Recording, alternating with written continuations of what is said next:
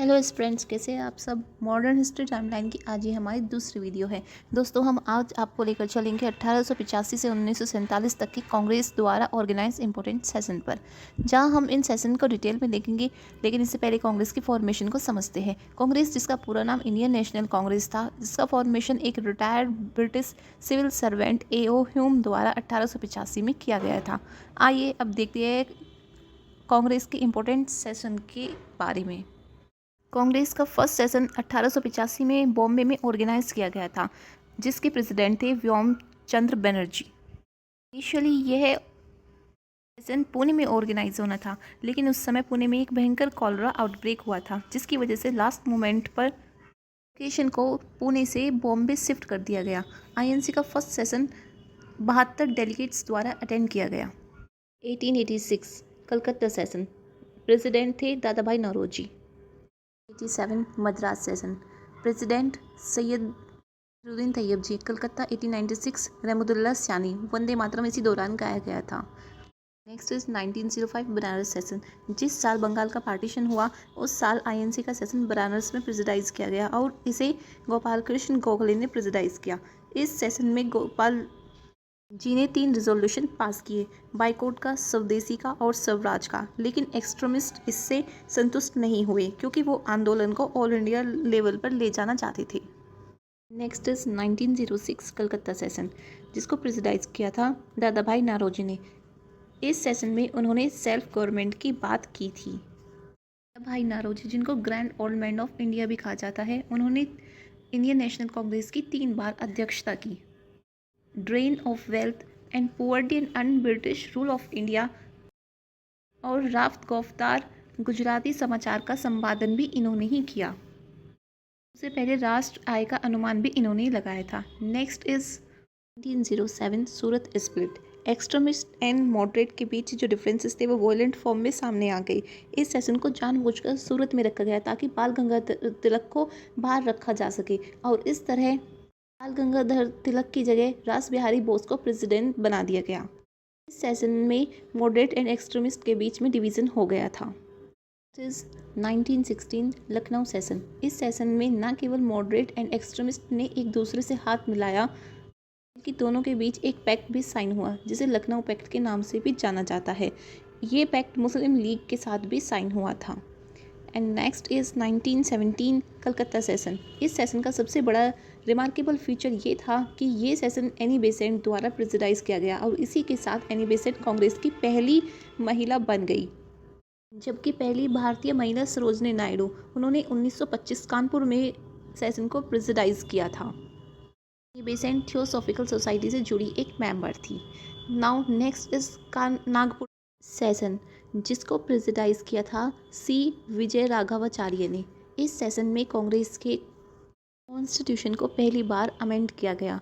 Amend का main objective था central working committee that is CWC का एस्टेब्लिशमेंट करना। नेक्स्ट इज 1922 गया सेशन, जिसे CR दास ने प्रेसिडाइज किया था। यह पहला ऐसा सेशन था जिसमें देश के 3rd largest tribal group that is Santhal people ने पार्टिसिपेट किया था, और इस सेशन के दौरान ही CR दास और मोतीलाल नेहरू ने स्वराज पार्टी की नींव रखी थी। इस पार्टी के प्रेसिडेंट थे CR Das. Party was formed in 1923। Next is 1924 Belgaum session. यह इकलौता कांग्रेस सेशन है जिसे महात्मा गांधी ने प्रेसिडाइज किया। इसी सेशन के बाद उन्होंने अपना पूरा ध्यान फ्रीडम स्ट्रगल पर लगा दिया था। यह सत्र गंगाधर राव देशपांडे के ईमानदार प्रयासों के कारण किया गया था। इस अवसर पर गांधी जी ने कहा था, केवल मृत्यु ही मुझे बेलगाम जाने से रोक सकती है। नेक्स्ट इज 1927 मद्रास सेशन, जिसे प्रेसिडाइज किया था डॉक्टर MA अंसारी ने। इस वक्त साइमन कमीशन इंडिया आया हुआ था। इसी के रिफॉर्म में कांग्रेस ने रिजोल्यूशन पास किया कि वो साइमन कमीशन का ऑल इंडिया लेवल पर विरोध करेगी। साइमन कमीशन 7 सांसदों का एक समूह था, जिसे 1928 में भारत भेजा गया था। कांग्रेस के इस डिसीजन को मुस्लिम लीग और हिंदू महासभा ने भी सपोर्ट किया था।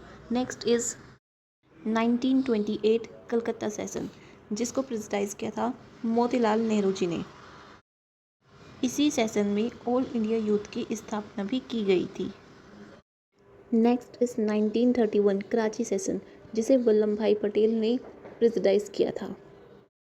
इस सेशन में कांग्रेस ने एक रिजोल्यूशन पास किया जिसमें basic fundamental rights and universal adult franchise को स्वीकार किया गया और इसी के साथ साथ इक्वेलिटी एंड माइनॉरिटी के राइट की बात की गई। इसी दौरान कांग्रेस और ब्रिटिशर्स में राउंड टेबल कॉन्फ्रेंस की बात ठनी। नेक्स्ट इज 1936 फैजपुर सेशन, जिसे जवाहरलाल नेहरू ने प्रेसिडाइज किया था। यह सेशन पहली बार किसी गांव में ऑर्गेनाइज हुआ एक सेशन बना। यहाँ अखिल भारतीय कृषि कार्यक्रम को पारित करने का प्रस्ताव पारित किया गया।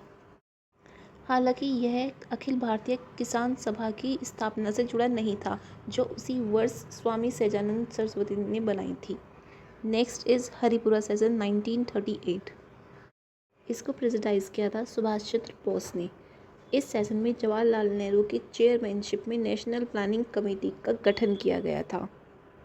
ऐसा नहीं है कि इसमें कोई अलग से पार्टी बनी थी, ये कांग्रेस सेशन के अंदर ही एक पार्टी बनी थी। Next is 1939 Tripuri session. यह सेशन महात्मा गांधी और सुभाष चंद्र बोस के बीच हुई कंट्रोवर्सी के लिए जाना जाता है। एक्चुअली इस सेशन में महात्मा गांधी ने अपना कैंडिडेट पट्टाभी सीतारामैया को तय किया था, जो बोस के अगेंस्ट इलेक्शन लड़ रहे थे। हालांकि उन्हें इस इलेक्शन में हार का सामना करना पड़ा। रिजल्ट आने के बाद महात्मा गांधी को काफ़ी इंसल्टेड फील हुआ और वे कहते हैं कि पट्टाभी सीतारामैया की हार उनकी खुद की हार है, इसलिए उन्हें कांग्रेस छोड़ देनी चाहिए। लेकिन इसके उलट सुभाष चंद्र बोस ने ही कांग्रेस पद से रिज़ाइन दे दिया। सुभाष चंद्र बोस ने रिज़ाइन करने के बाद फॉरवर्ड ब्लॉक की नींव रखी। नेक्स्ट इज 1940 रामगढ़ सेशन, जिसको प्रेसिडाइज किया था मौलाना अबुल कलाम आज़ाद ने, और इसी के साथ कलाम सबसे लंबे समय तक रहने वाले प्रेसिडेंट बने। उन्होंने इंडियन नेशनल कांग्रेस की अध्यक्षता 6 साल तक संभाली, डेट इज़ 1940 से लेके 1946 तक। इस सेशन के दौरान वर्ल्ड वॉर सेकेंड चल चुका था और इंडिया को ब्रिटिश ने वर्ल्ड वॉर 2 की पार्टी घोषित कर दिया था। इसके अगेंस्ट कांग्रेस ने बात रखी कि टोटल इंडिपेंडेंस से कम कांग्रेस को कुछ भी एक्सेप्टेबल नहीं होगा। यह अधिवेशन दामोदर नदी की उपनदी हरहरी नदी के निकट आयोजित हुआ था। नेक्स्ट इज 1946 मेरठ सेशन, जिसको प्रेसिडाइज किया था JP कृपलानी ने, और ये आज़ादी से पहले का आखिरी सेशन था। और इस सेशन के दौरान पंडित जवाहरलाल नेहरू ने झंडा लहराया, जिसके मध्य में चरखा था। उसके बाद से खादी का यह तिरंगा मेरठ के हस्तिनापुर में नागर परिवार के पास सुरक्षित रखा है। I hope you like this video. Thank you for watching.